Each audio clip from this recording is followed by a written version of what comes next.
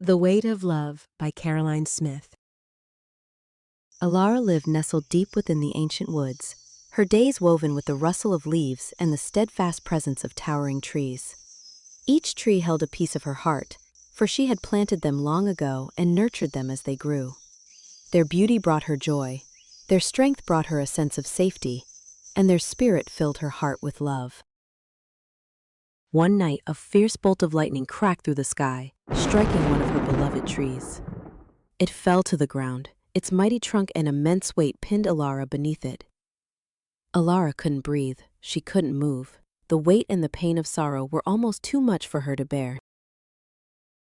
Those who lived nearby rushed to her aid, their faces etched with concern, their combined strength straining against the unyielding wood.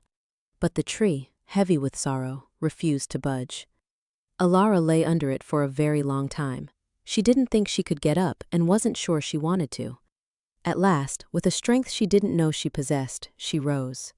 As she rose, she found that her love of that tree had bound it to her, now forever hers to carry.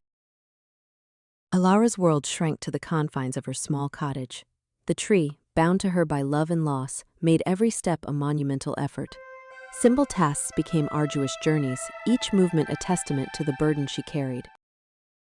Friends came, their kind eyes filled with unspoken sympathy. Alara would sit with the trunk resting heavily across her shoulders, a silent, unmoving presence in every conversation. She tried to smile, to engage, but the weight was always there, a barrier between her and the world. Some stared, some with pity, some with averted eyes, and some offered well-meaning but hollow advice, urging her to simply let it go. One morning, a spark of love set Alara in motion, and she began slowly, trimming the tree one branch at a time. With each cut, her resolve grew, until she had shaped the branches into smaller pieces, small enough to carry in a sturdy backpack and carry without being crushed by their weight. The trunk still remained, heavy across her shoulders. Alara started to go back out into the world. Slowly at first. The backpack was heavy, and the trunk was awkward to balance through the long hours of the day.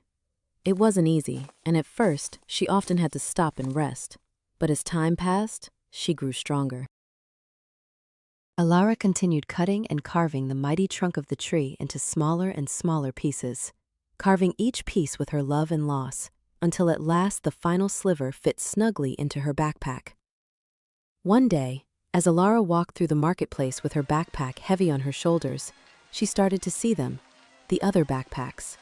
The subtle shifts in posture, the quiet glances, the unspoken understanding in the eyes of strangers, and she realized she wasn't alone in carrying a hidden weight.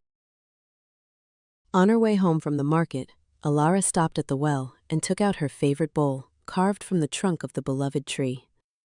She slowly turned it over in her hand, admiring the beauty.